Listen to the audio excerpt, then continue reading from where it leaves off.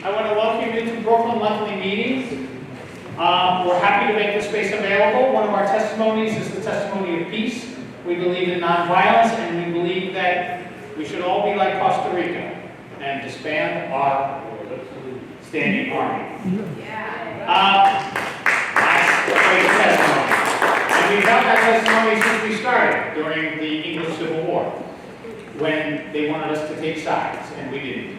And during the American Civil War, they wanted us to take sides. And we were hung, and we were imprisoned, and we were exiled. But we didn't take sides, because we don't believe in violence.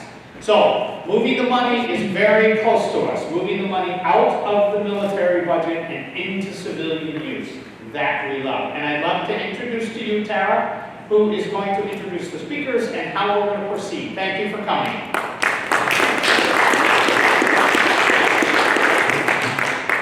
Hi everyone, and thank you again for coming this evening.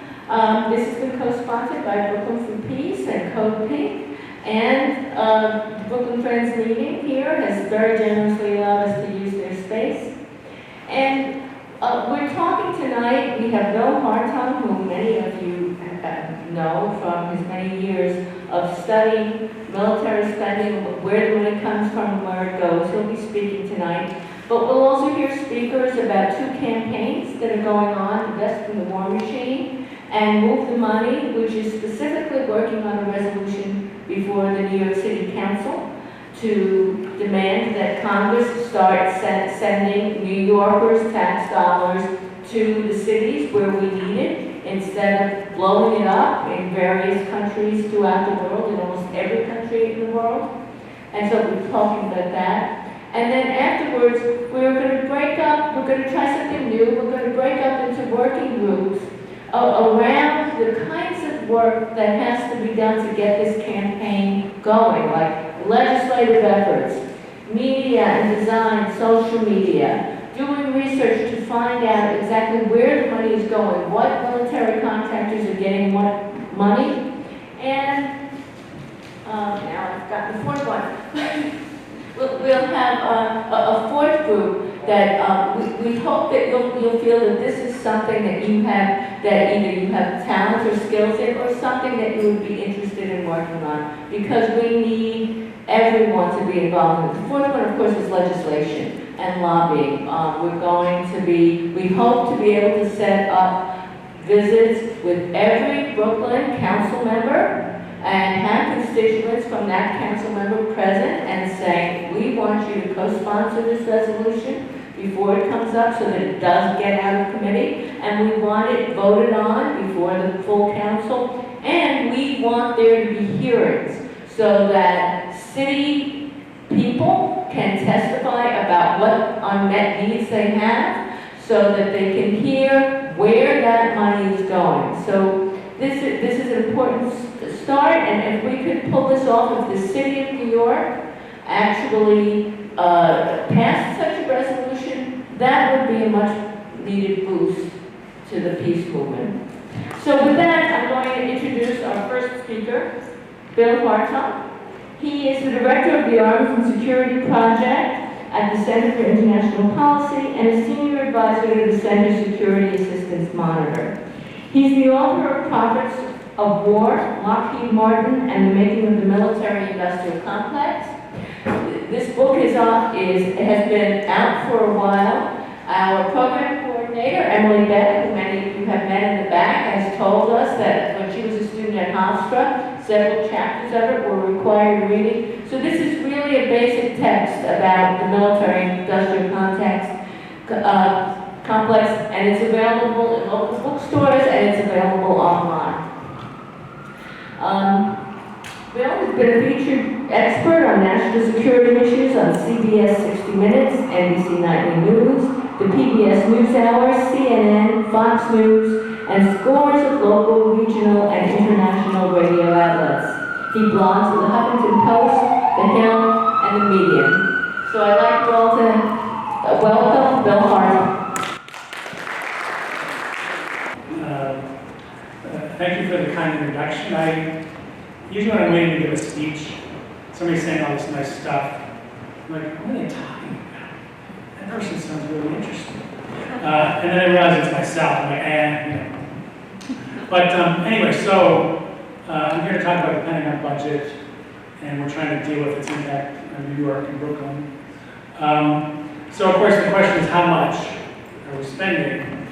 And the short answer is too much. And on my little sheet I've got 5 exclamation points. But since I'm sort of a mild-mannered guy, just imagine exclamation points, too much.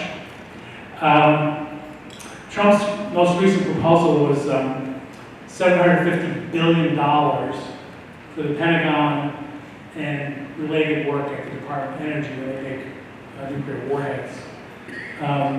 That's more than we spent at the height of Vietnam, height of the Korean War, the Reagan buildup. It's one of the highest levels in history. And this is from a guy who said he was going to end endless wars. Of course, none of us believed that, but he did say it once. And that chews up a lot of money. It's 57 cents on the dollar of our discretionary budget, which is basically everything but Medicare and Social Security, things that have their own revenue stream that are called entitlement programs. But most of the things government does, environmental protection, administration of justice, housing, transit, labor rights, all is in that discretionary budget. So basically the Pentagon gets more than everything else the government does combined. And it's getting worse. It was 54 cents on the dollar. Trump's new budget is 57 cents on the dollar. And it's more than the next 7 countries in the world spend combined. It's about 3 times what China spends. And of course, those 7 countries are mostly U.S. allies, NATO allies. So if you just look at the kind of NATO alone, it spends 3 times as much as Russia. The U.S. spends 10 times as much. So the idea that the Pentagon doesn't have enough money, of course, is hogwash. But if you go inside the bubble of Washington, D.C., you'll hear all these generals and weapons executives and so forth saying that our military has been decimated, because they wanted, this many trillion, and they got just a little bit less, and so therefore they feel like they've been cheated out of their, their right, basically, to our money. So another way to look at it is, it's been a big buildup since Trump came in.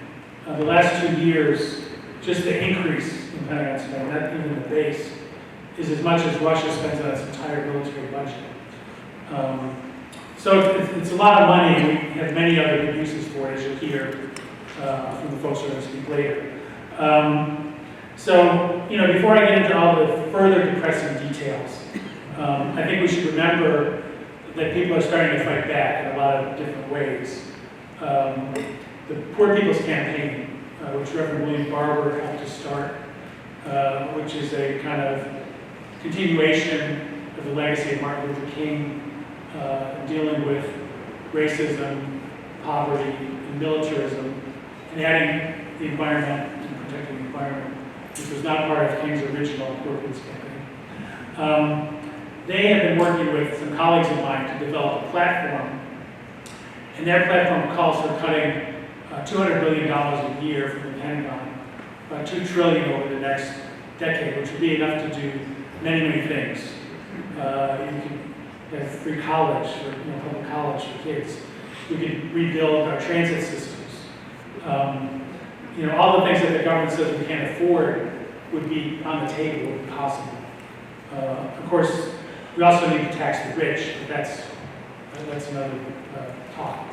And then Public Citizen, which is the Nader group that's been around for many years, is now talking about working on this issue and getting groups that don't normally talk about the Pentagon budget to press presidential candidates to take a stand in favor of cutting the Pentagon budget. I'm part of a group called the Pentagon Budget Campaign, which includes Peace Action, Friends Committee on National Legislation, some conservative taxpayer groups, and they just sent a note up to the Hill saying, we should cut at least $150 billion from this year's budget for the Pentagon, if not more. So there's work going on, and you're going to hear about the CodePink, Divest from the War Machine campaign, the Move the Money campaign. So I think that the good news, to the extent that there is, when they're stealing this much of our money for these terrible purposes, is that I think we have a chance to get somewhat of a ripple effect going and actually put some movement behind this issue. If you think about some of the other issues in the campaign, there's Medicare for all, there's the Green New Deal. There's no sort of comparable call to cut the Pentagon, just to sort of balance those other two. And it's directly related because we're not going to be able to afford Medicaid for all and the Green New Deal if we're going to blow $7 trillion on the Pentagon in the next decade.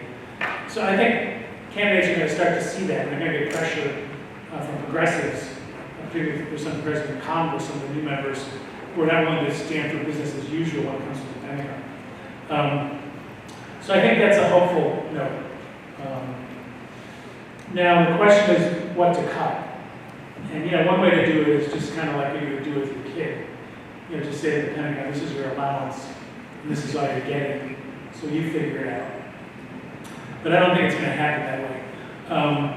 But I think, obviously, if you're going to reduce the Pentagon budget, you've got to stop our policy of endless war. We're at war in at least 7 countries. We're also at counterterrorism operations in at least 80 countries.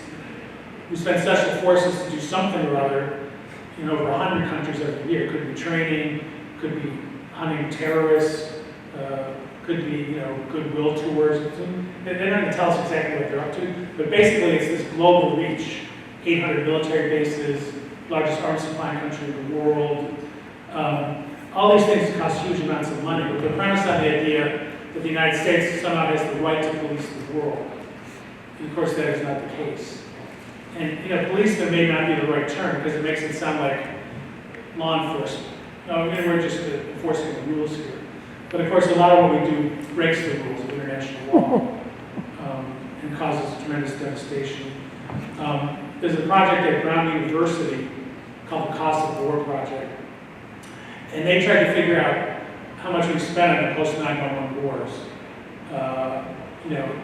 The cost of actually fighting in war zones, the increase in the Pentagon budget to support that, the cost of taking care of the vets coming home from the wars, the increase in our interest on our debt because we're basically putting these wars on a big credit card. All these things combined came out to $5.9 trillion, including about $1 trillion yet to be spent to take care of the vets. We're going to need our help for many years to come. They also found out that by their conservative estimate, more than 350,000 people have died in these wars, most of them civilians. If you look at veterans in the United States, there's hundreds of thousands of vets with disabilities. So not only were thousands killed, tens of thousands wounded on the battlefield, but if you look at things like traumatic brain injuries, post-traumatic stress syndrome, you're talking about hundreds of thousands of veterans who need care. And the Veterans Administration budget has tripled since 2001, and it's not enough to keep up. And of course, there's other issues with bureaucracy and so forth, which could be talked about at some length. So you got to stop the wars. You got to cut the number of troops if you're really going to save money at the Pentagon. And then there's the nuclear weapons buildup, which the Pentagon started under the Obama administration and has been ratcheted up a notch by the Trump administration. And basically anything to do with nuclear weapons, they want more.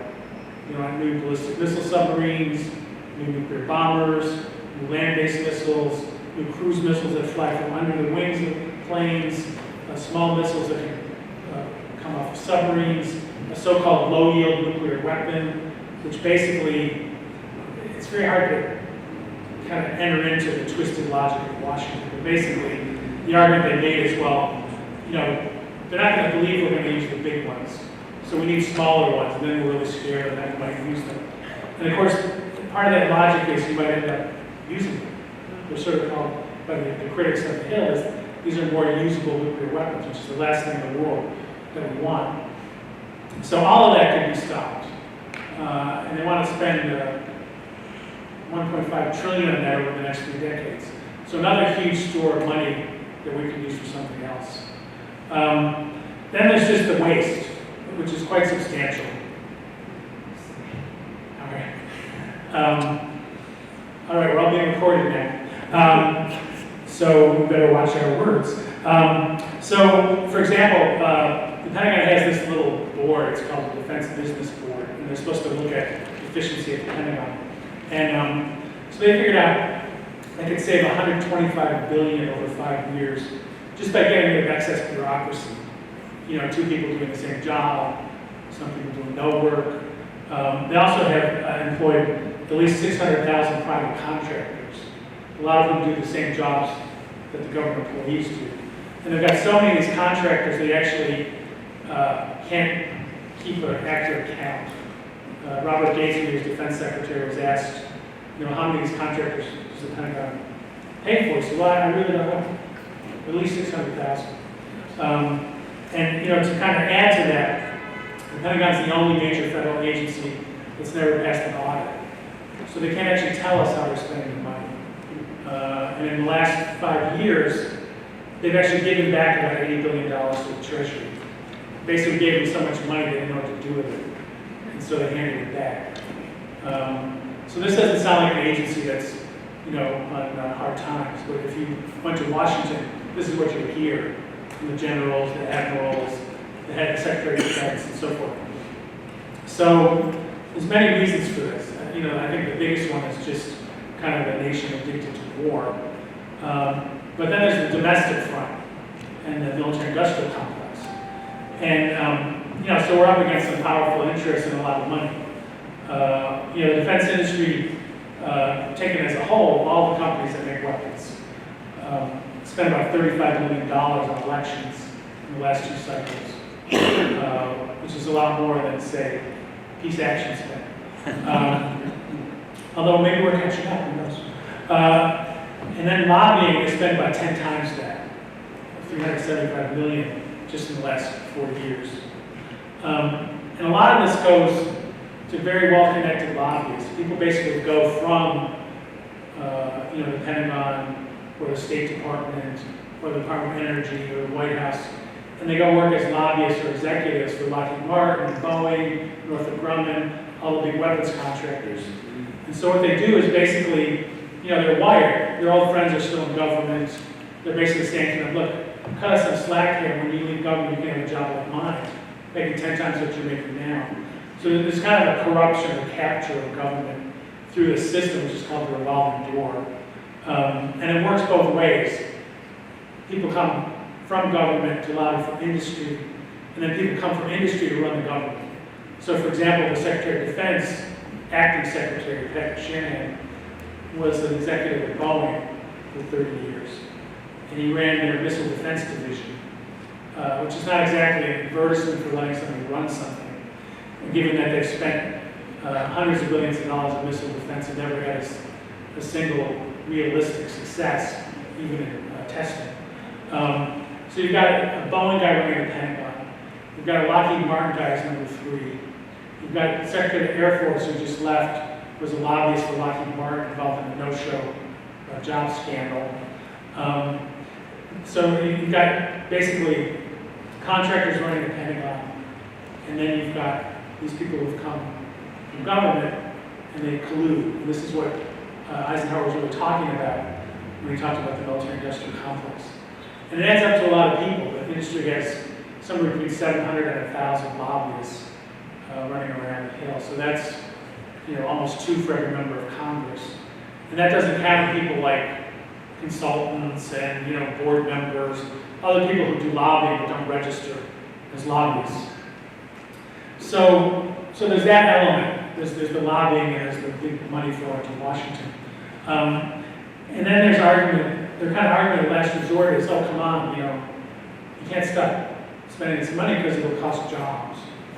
And, you know, there's no question there's jobs involved. I mean, you can't build an airplane out of thin air. But almost anything else you do with the same amount of money creates more jobs. If you know, invest in green energy or education or rebuilding infrastructure, you get about 1.5 to 2 times as many jobs as you get from building weapons. But the problem is they kind of they sort of got us by the neck because the Congress refuses to invest in the things we need. And so people are left with the money from the Pentagon as well. You know, this is what the government's doling out. I need a piece of that. So until we have a change in Washington in our priorities, it's going to be very hard to tackle that jobs argument, even though there's many better ways to employ people. And then I think, one of the biggest things is just fear-mongering. Everywhere you turn, they're saying, there's a book called, a friend of mine wrote, Michael Cohen, Clear and Present Safety. And it's basically about how the world is a lot less dangerous than depending on what you believe. China's not going to get up in our grill, and they're not going to bomb our country. And North Korea is a relatively small country that really couldn't attack the United States without being completely wiped off the map. So they sort of walk through the different reasons why we don't have to be as afraid of the world as the Pentagon would like us to believe. And it's not just the Pentagon. There's a lot of the think tanks in Washington are funded by contractors. They're basically funded to scream from the rooftops that we're not safe. And if you hear some of the testimony in Congress, some of the generals, former secretaries of defense, say, this is the most dangerous moment in my lifetime. Some of these guys are older than me, and I'm not a spring chicken anymore. Some of them lived through World War II. They lived through Nagasaki. They lived through the Nazi invasion of Europe. You can't tell me this is a more dangerous time than that was. But it's not really about reality. It's about it's a selling job. Fear sells if you want to get more money for the Pentagon. And the most recent example of that is a little thing called the National Defense Strategy Commission. Congress appointed these experts to look at the Pentagon's defense strategy and say, is this realistic? And most of the experts were on the payroll of the defense industry. So they looked at the Pentagon strategy and said, oh no, that's a terrible strategy. We're not spending enough. And so they recommended a 3 to 5% increase above inflation for the Pentagon for the foreseeable future, which would push that $750 billion budget I talked about to close to $1 trillion within 5 years. And they talked about stuff like, well, we couldn't possibly win a war with China and also be ready to fight Russia. Well, I'm not that worried about that, because if we start a war with China and nuclear armed power, it's not going to last very long. We're going to be risking World War III. So the strategy shouldn't be like, how do you win a war against China? It's got to be, how do you prevent a war with China? And that's not about putting ships right against their shore. It's not about building more nuclear weapons. It's not about coming up with all these war games and how you would defeat them. It's about finding ways to cooperate. We can cooperate on climate change. We come up with some more reasonable economic interaction than the kind of trade wars that Trump is talking about. Basically look for positive grounds for cooperation, which is possible to do. Even at the height of the Cold War, there were certain areas where the U.S. and the Soviet Union cooperated, including arms control. The whole kind of thesis of this commission, which the hawks in Congress keep pointing to and say, well, the commission says we're not spending enough, is basically to scare the hell out of us on behalf of the people who pay their salaries. They would not admit that. They would say they're doing a very careful, objective analysis of the world situation. But of course they're going to say that. What's our way forward? I think I'm really glad there's a couple campaigns here to talk about what they're doing, and that there's things to do at the local level to kind of percolate upwards. And the thing is, the public is with us on this. There's a group called the Eurasia Group, which did a poll asking people about Pentagon spending. 3/4 of them said we're spending plenty enough or too much. So there's a base there to work with. But there's a couple things that happen. One is people say, oh, come on, Bill, it's a very powerful set of interests you're talking about. We're not going to do that. So some people are just discouraged. They're sort of taking themselves out of the political game. And then also, people need a little more to work with, a little more information. Because when you do polls and you say, we're spending $750 billion on the Pentagon, here's what that would buy you in terms of new housing, environmental protection, how many jobs are created if you spend it elsewhere. You give people a little information about what that amount means, and the numbers of people who say we should cut the Pentagon go way up. And if you ask people what we're spending, they would probably say, oh, I don't know, 100, 200 billion, maybe a third of what we're spending.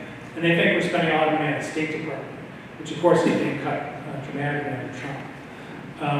So I think there's a base to be worked with. I think some of these campaigns are going to start to get traction. And I think, as I mentioned before, we have to think big. The closer you get to Washington, the smaller and smaller the demands are.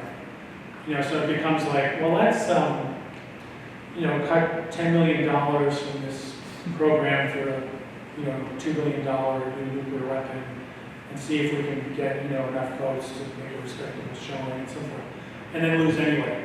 But I think, if people are willing to go out and say, we need Medicare for all, we need a Green New Deal, we have to be able to say, we're going to make deep cuts in the Pentagon, we're going to invest in things we need. And that's only going to happen from people working locally and kind of pushing that demand up or down or over, wherever Washington is. And so I think then also we have to keep standing up against the fear campaign. There's $9 billion in the Pentagon budget to build Trump's wall.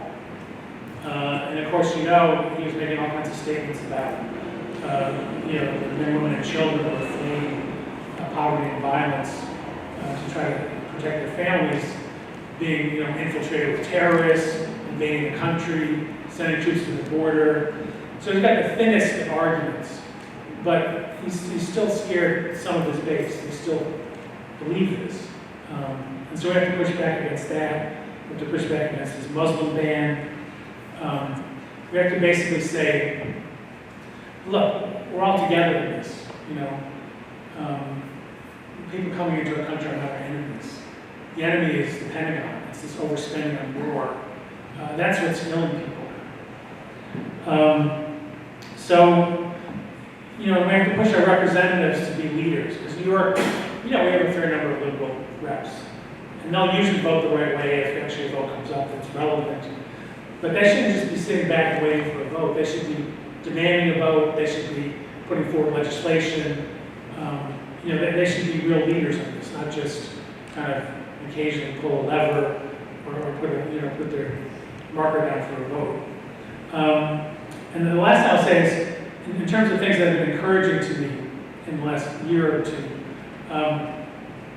there's this awful war in Yemen that Saudi Arabia is waging, killing thousands of people with U.S. supplied bombs, blockading the country so humanitarian aid can't get in, bombing sewage treatment plants and water treatment plants so there's a cholera outbreak.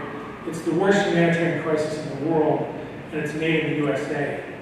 And when the war started in 2015, there were one or two members of Congress speaking up about it, including Senator Christie from Connecticut. This last year, we got both houses of Congress to vote under the War Powers Resolution for the United States to stop supporting Saudi Arabia in that war. Now, of course, this being Washington, nothing's ever over. So Trump vetoed the bill. So now we have to either get an override or we have to take the money away in some other fashion. But the point is, where there were a handful of members of Congress 3 or 4 years ago, they got a majority, even in the Republican Senate, to say this war has to stop. And that's because of the work of a lot of groups like Peace Action, like the Friends Committee on National Legislation, like Oxfam, my colleagues at a group called Blue Without War. There was this kind of unique coalition of human rights groups, humanitarian aid groups, and peace groups, working together in ways that they had not in recent times to move that issue forward. So I think there's, those kinds of things are sparks of hope. And the truth of the matter is, there's no point being depressed because it doesn't make any difference. The only thing that makes a difference is doing something. So, that's my spiel, and I'm sticking to it.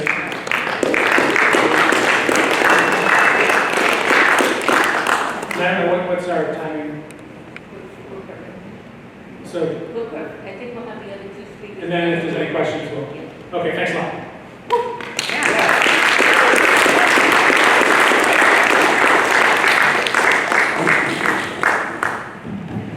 Very much, Bill, and that leads directly into our speaker about the Move the Money campaign. I know you were expecting to see Christine Lewis from Domestic Workers United, but she contacted us this morning and said she wasn't feeling well and wouldn't be able to do it. So Sally Jones from Peace Action New York State is who's been very involved in the Move the Money campaign as well, is going to be talking. Thanks very much.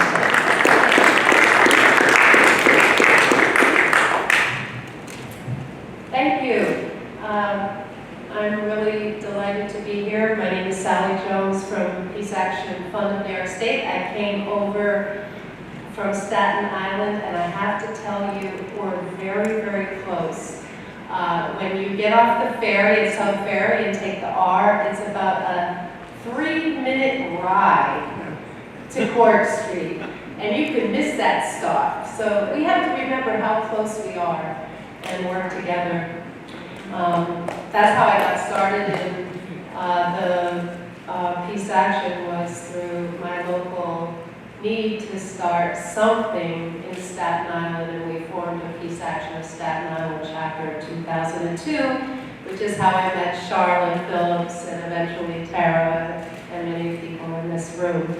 So I am really pleased to be here. And walking up from Court Street, you look across the street and you see this building in the middle of trees and flowers, and it's an oasis, and it just visually reflects, I think we should reflect on what it is that we're about here. In the middle of all the craziness of the world, there is this oasis, and there are these people here in this room who care so deeply about these issues and are willing to put their whole lives on the line to work for a better world. So I applaud all of you in this room. So I think Bill Hartung really points us to what the real collusion is. The real collusion is the military world, the military industrial complex, and you can add all the things that are in there. And they've been very, very successful at keeping that going, and it has been a real struggle ever since I've been a child of trying to chip away at it. And I think that what you raise is it has to be done bit by bit by bit, starting at the local level, just like the nuclear freeze movement started at the local level and built up. The same thing has to happen here.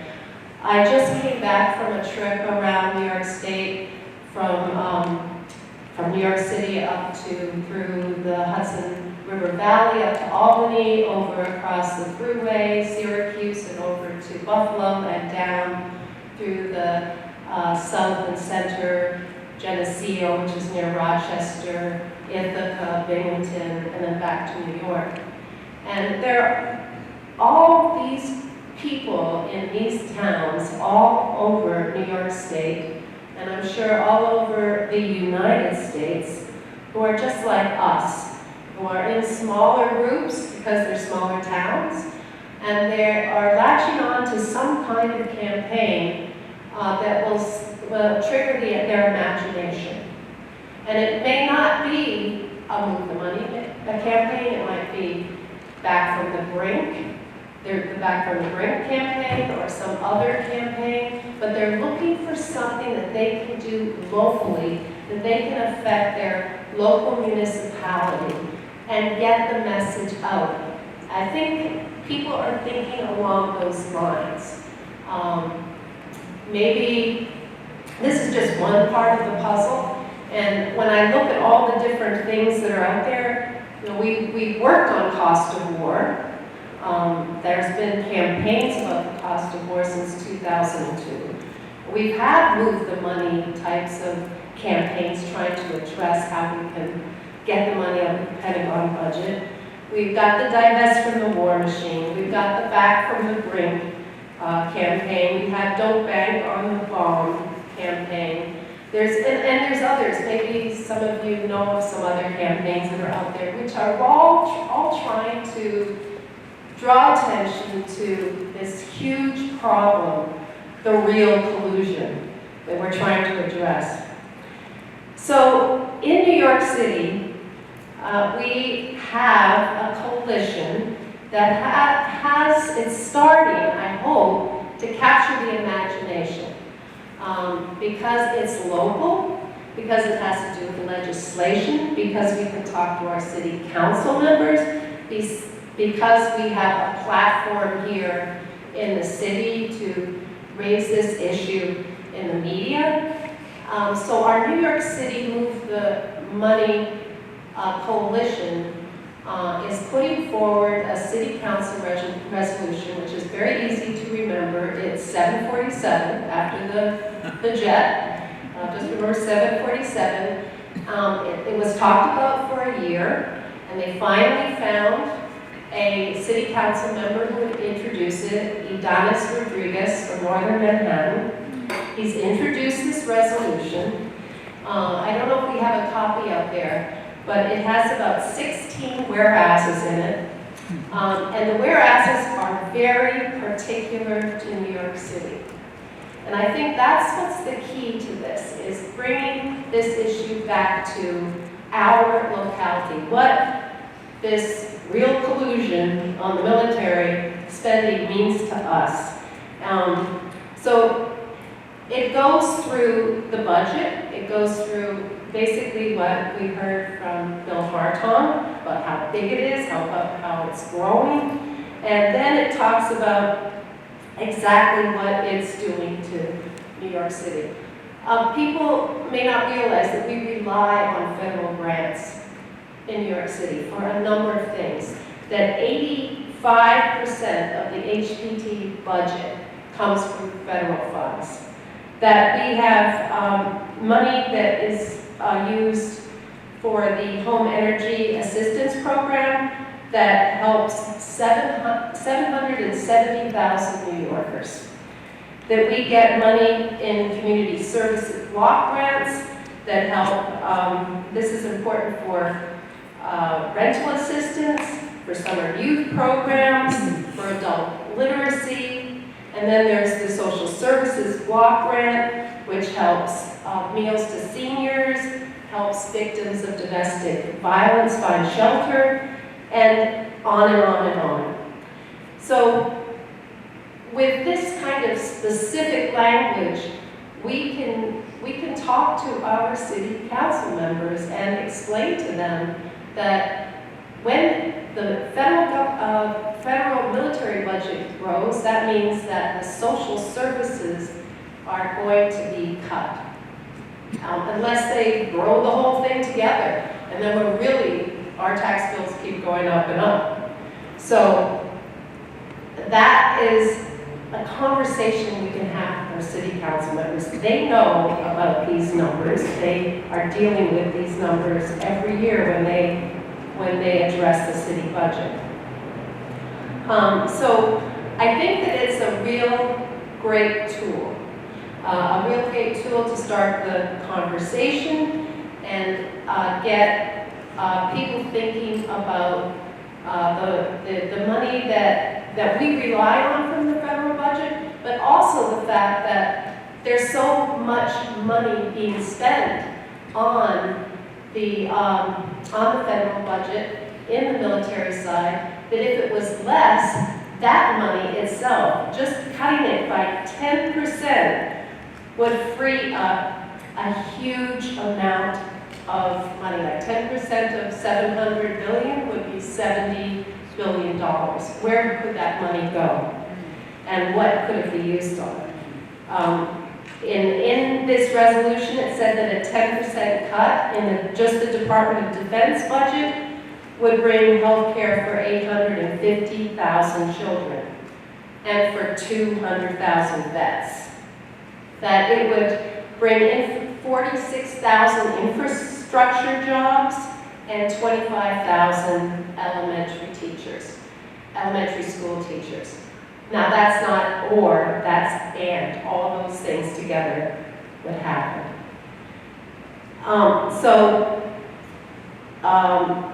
Our ask is for all of us to start contacting our city council members and asking them to look at this resolution, look at what it means to New Yorkers for having such a large military budget and really hurting and affecting the lives of New Yorkers here, and then ask them to put their names on it, to co-sponsor it. And then we get this city council resolution passed, but we don't end there. We bring this issue up at every chance we get. We can take little bits of this resolution and put it into any kind of action that we have, any kind of material that we're sending out. We just use it in our work, and we bring other groups along with us. And our objective is to have public hearings. Our objective is to have public hearings where this becomes public information that is heard by a number of people, the people who are affected by cuts in social services or could be affected by cuts in social services, come and testify what that means to them in their lives. I mean, there's other things we can do. We can be as creative as we want to be, or as creative as our coalition and their ideas brings to it. And I heard somebody shout out the subways. We're trying to find ways to figure out how to deal with these subways, and nobody seems to come up with the money. I think they're doing congested pricing, which maybe that will solve the problem. But people say we don't have enough money. Well, look at the federal military budget. There's a huge amount of money there. And we're spending so much to continue these endless wars. People don't often think about the price tag that's attached to all of that. And when I heard $5.9 trillion we've spent since 9/11 on all of the wars, with all of the other costs for the veterans associated with that, it's outstanding. It's just unbelievable. We need to bring that money home and really educate ourselves and educate everyone about it. Now, one idea that I think might help a little bit is if people, when they got their tax bill said, you owe us $10,000 or $5,000 or $1,000, and half of that is going to the military, and 25% of that is going to something else. We should actually know, but right now we fill out our tax form, we send it in. I think we should get a bill that says, this is what you owe, and this is what is being spent on. We should always know what our money is being spent on, and we don't. Thanks. Okay, so let's link these campaigns. Let's start from the bottom, and I hope everybody fills out a postcard tonight. Thank you.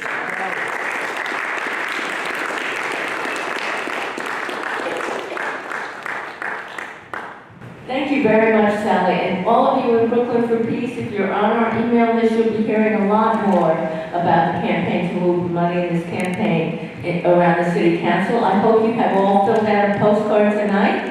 If not, we'll be doing Q&A later. If you have not, there's plenty in the back. If you have friends and neighbors that you think would sign them, then take a couple with you tonight. We will leave the postcard with us. We will look up who your council person is if you give us your street address. And our final speaker of the night is Jan Weinberg, who is here with CodePink's Divest from the War Machine. He is a founder of Stand Up America, and he's going to be talking about the CodePink campaign. And it's similar to Move the Money, but not exactly the same thing. And he'll be talking to us about that. And then we'll have a few minutes for Q&A for our speakers tonight. And then, as I said, we'll break down into working groups so that we can start, the people who came out tonight can start to come up with actions that we can do to move this campaign forward. So Jan, thank you very much.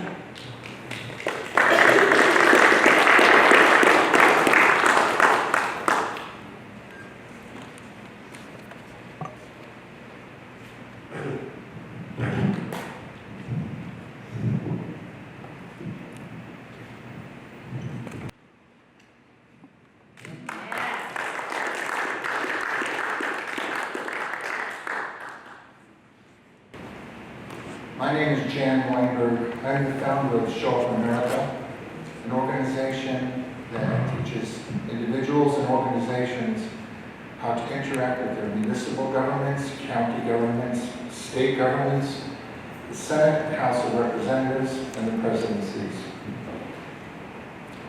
A year ago, I joined up with CodePink's Divest from the War Machine Coalition, and I have been full-time peace activist ever since. Our campaigns are involved with bringing petitions to the House and Senate offices to ask our representatives to pledge to not take funds from the top 5 arms manufacturers and the NRA. So we actually have actions in Congress where we go into the offices. We have a number of House of Representatives that have done this. So far, there is no senators who are running for president that have accepted this pledge. But a number of House of Representatives who are running for president have accepted the pledge. And we're still at it with the Divest from the War Machine. It is very exciting to be working with CodePink.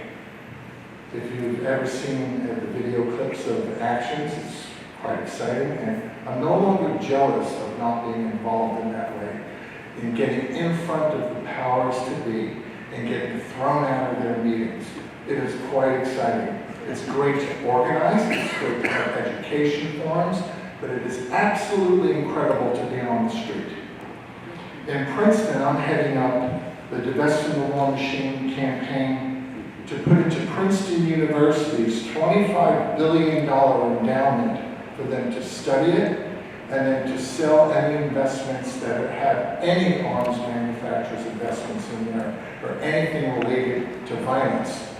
The problem that I'm facing in Princeton is our municipal government gets a $3 million a year pilot program in lieu of taxes from the university. So our mayor said to me straight out, I'm not going to help you, which is kind of outrageous. The new trustee director for Princeton University happens to be Joshua Bolton, not to be confused with the other Bolton. Joshua Bolton is the chairman of the Business Roundtable, the most powerful lobbying organization on this planet. The arms manufacturers, every single one of them sits on the Business Roundtable. That's the powers to be. When we set up our students, faculty, and staff to work with us, and we have our press conference in Princeton, which is what we're planning to do, basically my life will be over with, or my career will be over with, but I'll be a constant target. Because everyone in Princeton's taxes is going to go up. This university is going to stop giving them money, because we're going to hit them real hard. This is okay. Can you hear me still? I got this okay, just like this. Just leave it, just leave it, just leave it. In Philadelphia, we have a Divest campaign that's going to the college campuses and Philadelphia. I'm also working with the Philadelphia group, and I'm working here with the New York City group. On May 3rd, that's coming up at 9 o'clock in the morning, we have a campaign outside of BlackRock's headquarters during their annual shareholder meeting. BlackRock is heavily invested in weapons manufacturers. I am going to be in the shareholder meeting. By accident, there was a stock that divested. I ended up with BlackRock shares, and they invited me to go to the shareholder meeting. So I'm going to be putting to Larry Fink, are you intending to sell any investments in weapons manufacturers, or how we put it, stop making a killing on killing? And I'm going to put it to them. There'll be media people there, and it's going to be very interesting, but I'm going to say, are you aware of all the people who are outside May 3rd, 40th East 52nd Street? You're all invited to come. Bill, I listened to what you said about war with China would be World War III. Actually, if there's anyone left around, it's going to be called World War the Finale, because it's going to be over for humanity. And we are on the verge of war with China. Most people do not know of the results of President Obama's Pivot to Asia initiatives and how there was enhanced military-to-military exercises, enhanced military bases, new military bases, and vast weapon sales. There was not a single member of Congress that voted against the Asia Reaffirmation Initiative of 2018, which President Xi of China reacted to, saying that he ordered the military on full alert against the United States to be prepared for war. That means everyone who's running for Congress or president right now voted for that initiative, which is very alarming. When I was 15 years old, which is 50 years ago, my father said to me, if you study current events long enough, then you will know history. When I told him that I was doing full-time peace activist work 3 years ago, he said, get my iPad, look up Eisenhower's farewell speech. And I brought it up and he said, beware of the military-industrial complex, solar and subtle influences. And he said, that was not in the original script. It was beware of the military-industrial congressional complex. But Eisenhower eliminated that part of it. Ever since I've been studying the money that goes into the pockets of the senators that come directly from the arms manufacturers, the think tanks that the Senate brings in for their hearings, and the funding that they get, Center for Strategic and International Studies, is heavily funded from the arms industry, and they're brought in all the time to speak to the senators who are going to get the same money from the arms manufacturers. So what do we do with knowledge like this? Will this motivate us to do anything different if we have the knowledge about exactly how corrupt our government is? One of the problems that we face is that the media never comes out to the peace movement actions because it's peaceful. They tend to only come out on the streets when there's violence or disruption. I believe one of the problems is the advertising from the arms manufacturers that go into every mainstream media outlet. And it was disgusting to discover these things in my studies. But that is part of our problem about why they won't report on these things, because they will be out of business. The Hill, Political, and Roll Call, which receive advertising revenue all of the time from the arms manufacturers, those newspapers are delivered every day into every congressional office. Why do they do that? It's to say we have the promises of the revolving door for the staff members in Congress. What can we do when we have any more knowledge like that? In Eisenhower's... Was my time up? No. Okay. 2 minutes. I like how you did that. Only an alert and knowledgeable citizenry can compel the proper mission of the huge industrial and military machinery of defense with our peaceful methods and goals. That is in Eisenhower's farewell speech. I have 50 years of knowledge now. It's about time that I have some wisdom on how to organize the peace movement. So now I am working with CodePink, World Beyond War, Win Without War, Beyond the Bomb, and our newly formed Peace Congress, which is a coalition of coalitions. Fairly soon, peacecongress.org is going to be coming out. We intend to mobilize the media and the citizenry in the United States. Thank you.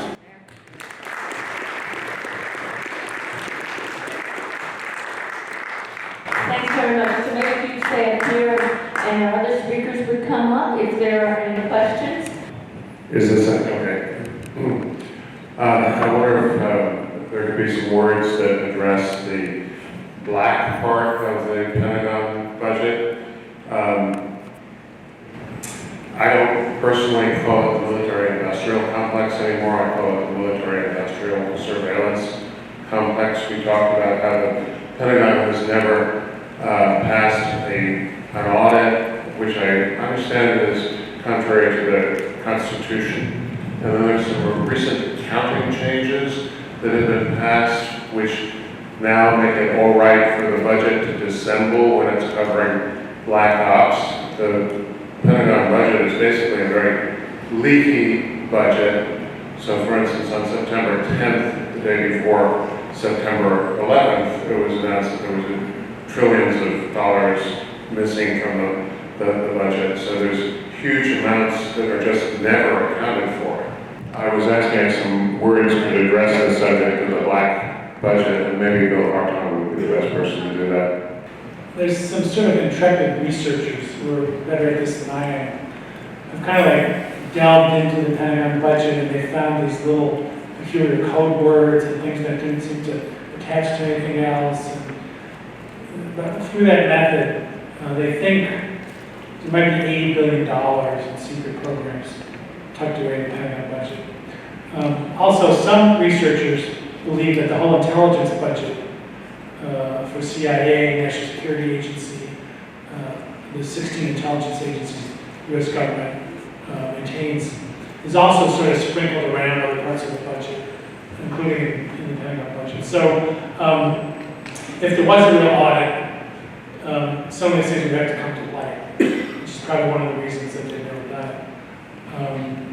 And, you know, I mean, the demand from Congress should be, it's the people's money, we need to know how you're spending it. And I think, you know, the issue that you raised is not really brought up that often anymore. There was a time when people would hammer on that more than they are. But I think, and I'm glad you brought it up. Hi, thanks for your presentations. And my question is, what do you advise about the problem of congressional people who think that maybe they should raise the level of defense funding because that would then allow them to raise the level of domestic programs according to the legislation, which I think mandates a sequester. So I don't quite know whether it is in Congress right now, but I'm wondering where it is and also how you're advised to challenge, to attack that. Yeah, it's one of those things that could only happen in Washington. When the Republicans threatened to shut down the government under Obama, they made a deal called the Budget Control Act. And they were supposed to cut $1 trillion over 10 years, both from the Pentagon and from domestic spending, you know, $1 trillion each. But what they did is they came up with all kinds of loopholes for the Pentagon, so they got much more money than the domestic side. But what Democrats did was, well, you know, so there's these caps, right? So they said, okay, we'll give the Pentagon their pound of flesh. You know, you can have your increase above what the caps say, if we can throw some money at domestic programs. And it's never equal. There's always more for the Pentagon than there is for domestic. But the Democratic leadership thought they were over a barrel, and that to at least beat back some of the harshest cuts that were being put forward, they would have to compromise on Pentagon spending. So there was a bill to do this recently that the Democratic leadership brought up. You know, Trump wanted $750 billion. They were going to settle at $733 billion, which is a very marginal change.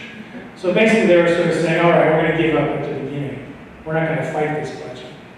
And the progressives in the Democratic Party said, no, you can't do that. This is a bad bargain. We're not going to support this. And they had to pull the blow from the floor. So I think we need to build in the progressive ranks and say, you know, enough of this sort of devil's bargain, more for the Pentagon, more for domestic. We have to cut the Pentagon and free up money for domestic. Now that would mean legislation, you know, because you've got this budget control act which expires in 2021, so after the next presidential election. But I think that's what we should be fighting for, because otherwise, basically, it's almost like a form of, I don't know if it's bribery or hostage taking. You know, it's basically like, either you give the Pentagon its money, or we're going to slash domestic programs, we're going to slash diplomacy, we're going to slash environmental protection. You know, so it's not a real choice being offered. But the only way to topple that is to challenge the premise and to say, no, we're not going to make that deal anymore. And we're going to have legislation that says cut the Pentagon. and move the money to things that we need. So it's a tough fight, but I think it's encouraging that there are some members now who are willing to buck the leadership on this very issue. And so I'm hopeful that we can build on that. Hi, Lucy. Before I take your question, I'm going to tell everyone we have a couple more questioners, but we are going to be passing the bucket around. We hope that you would all be generous to these programs. Everyone is welcome to come and to come for free, but it does cost money for us to do this. And so we'd ask you to please be generous. And we'd also ask you to think about the postcards. It costs us money to print them. It's going to cost us money to mail them. So please be generous. Give us several dollars. I suggest $5, but give whatever you can afford and help us to continue with this program. Thank you. Yes, of the many presidential candidates, are there any that have addressed this outsized Pentagon budget and its usage? And also, do you know, any of you know, some of the many good groups you've spoken about, have they attempted to meet with the various candidates?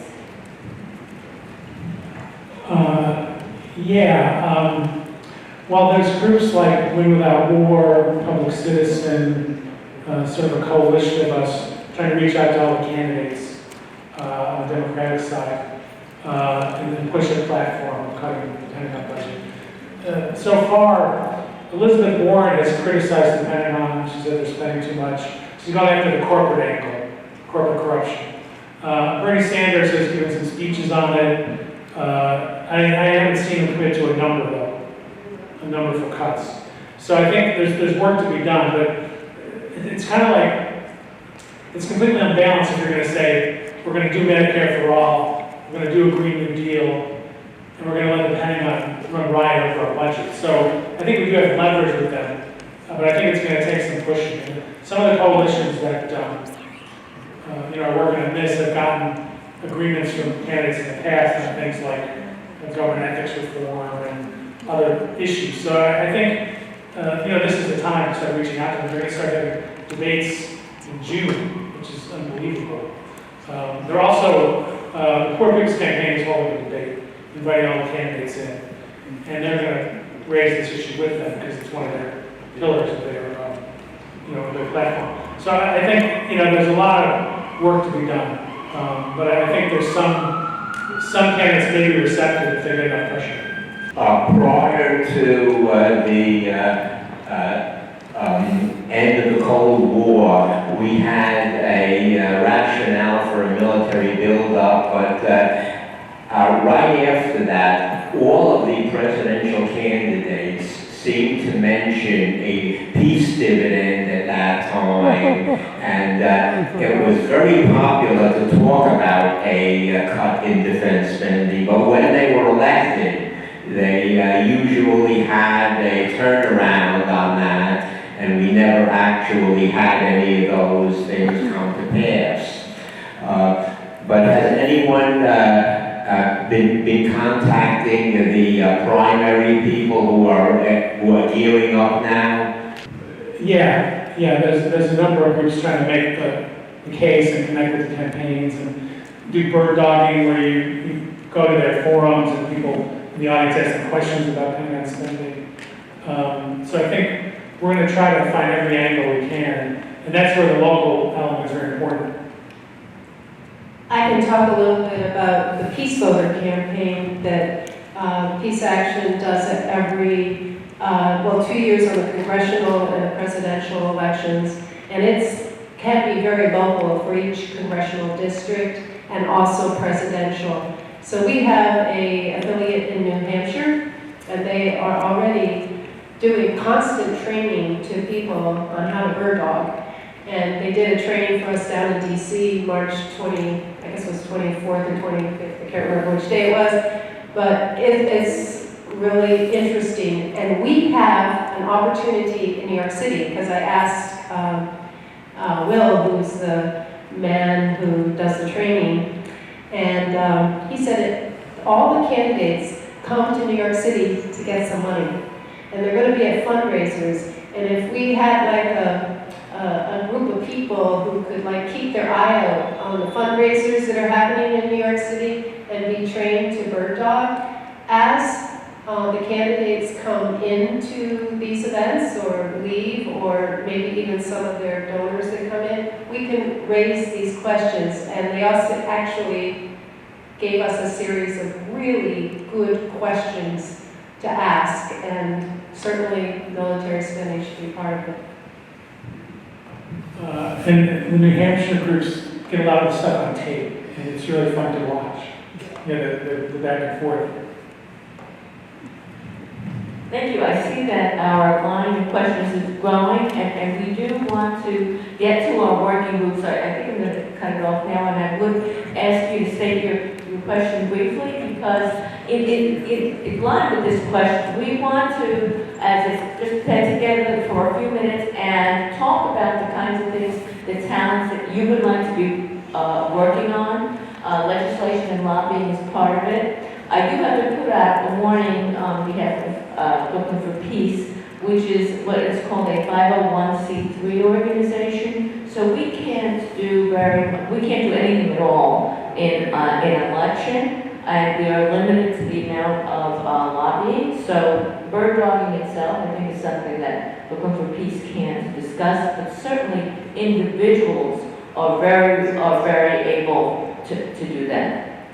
So next question. I was really glad to hear that the resolution included a lot of things related to housing. I think it's a major issue in the state, and the tenant movement is extremely organized around the state. I was wondering if we can, if there's any sort of points that we could identify joint interests between real estate and the weapons in the state. The other questions I had, and then I guess piggybacking on that is, because I know you mentioned housing, education, Medicare as some major other areas we be spending on infrastructure. What are the connections between, like, for instance, or can we form connections with, like, nurses, Alliance for Quality Education? I'll put it there. That's really great what you brought up. I think we have just started the process of reaching out to housing tenant groups and people. I couldn't quite catch the name of the group you were with. But Housing Justice for All is a statewide. Okay, Housing Justice for All. That sounds like we should have a conversation. There's people here that are involved, Tom Gogan, raise your hand, Tom, and me, and Matt, and where's Matt? Back there. So make sure you talk to one of us before you leave, because we would like to have you part of the coalition, because that I think I said 85% of the HPD budget is from the federal government. And you know, I just don't want to spend time on that, but that's the direction that we need to go in. I will ask this question in detail in person, but you don't need to answer it now. Do you have a feeling that you are asking too little from the wrong people? There are some people in this movement who think that nation states are not legitimate, and representative governments are not legally representative. Even if they were, they wouldn't be legitimate. And some people may think that security concerns are not limited to armed forces, etc. And we should be asked to do more for global security concerning many different aspects of life, not just military stuff. Natural disasters, famine, etc. And we are being asked too little, so we should demand that there should be organizations where we do more work. It's not just about money, it's also about time. So in general, I can't give you a lot of details, but I assume that there are many anarchists, let's say, in these movements. I'm not one of them, but so this is a broad coalition, but in the end it gets to be asking from representatives certain percentages. I think there's more to what we are trying to do than just asking for percentages, asking for money from going from here to there, whatever. So once again, you don't need to answer it now, but if you do feel that you're asking too little, are you willing to work with crazy people. Maybe I'm one of them. Anyway. And in general, is there some kind of self-censorship? If so, is there anything you can do about it? Once again, you want to say it now? Well, a lot of people think I'm crazy, so we should definitely work together.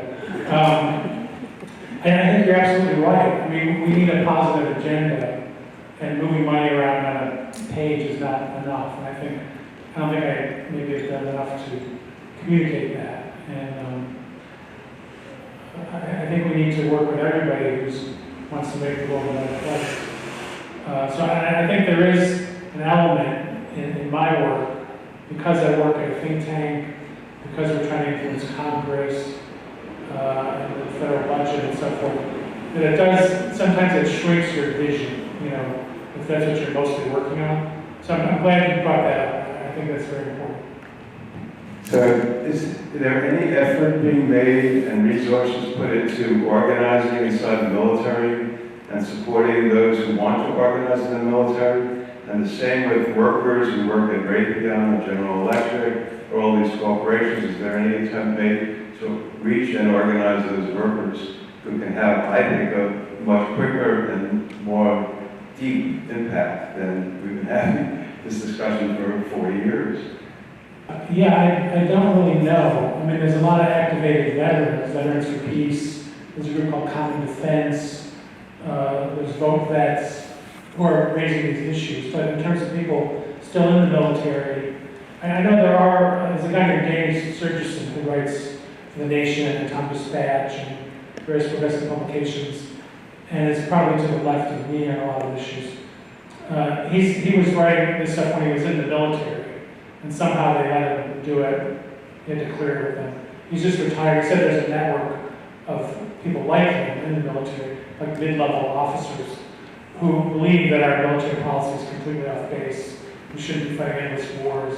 We shouldn't be wasting this money the way we are. We shouldn't be assuming America has the best of everything. We should be cooperating, learning from other countries and so on.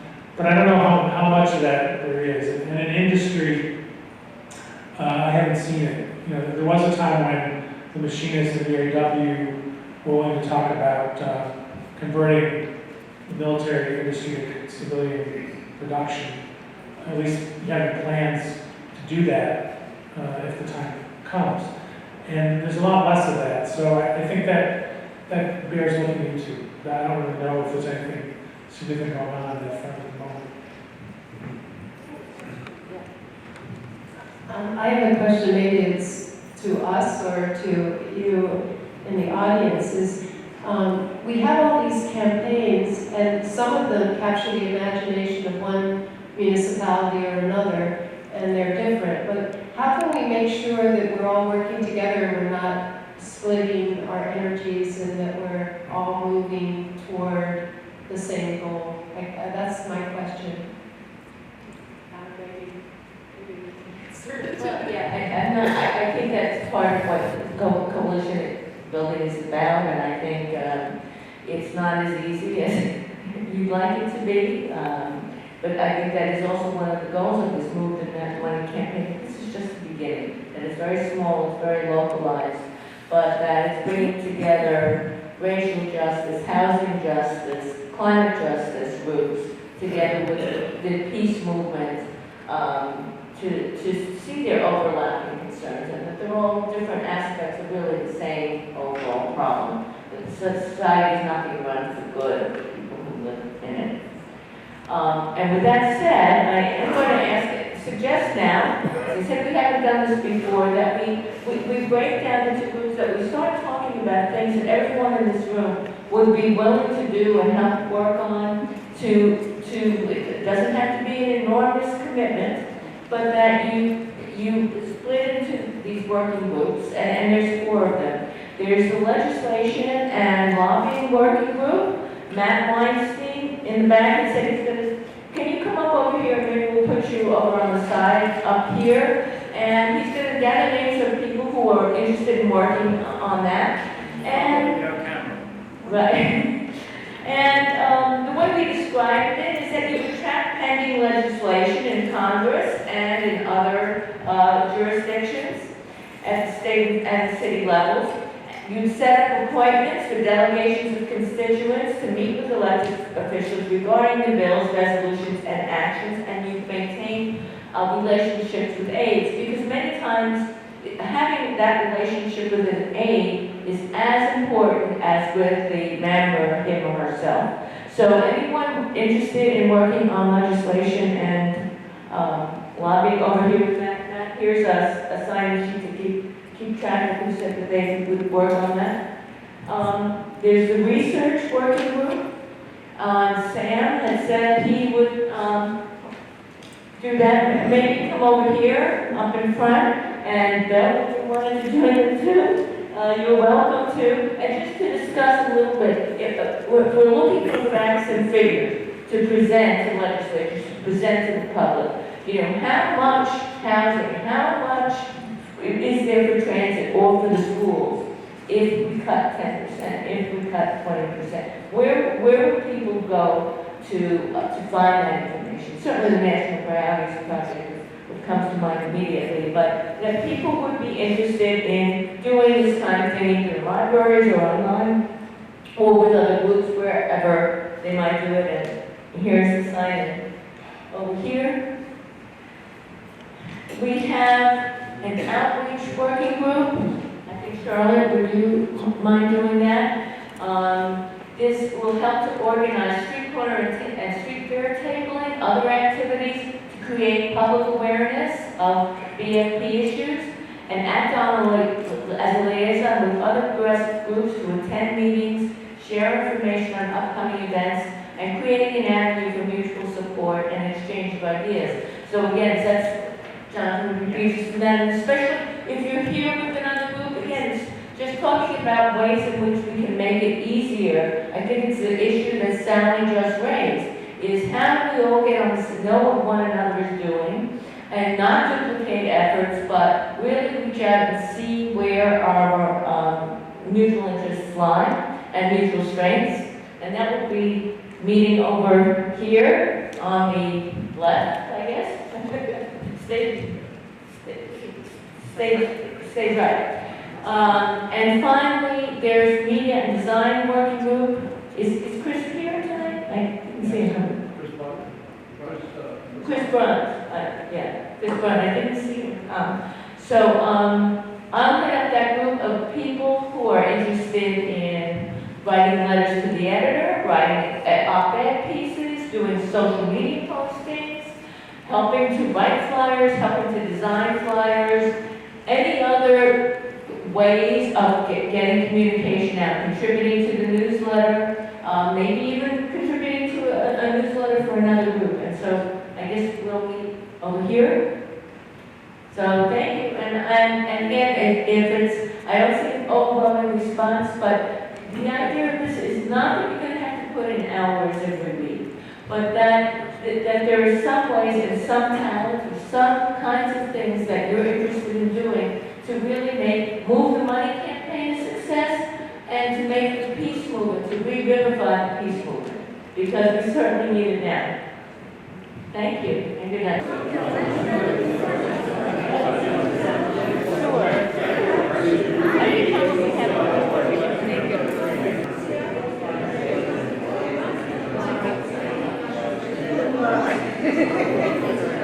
I didn't know you were so obedient.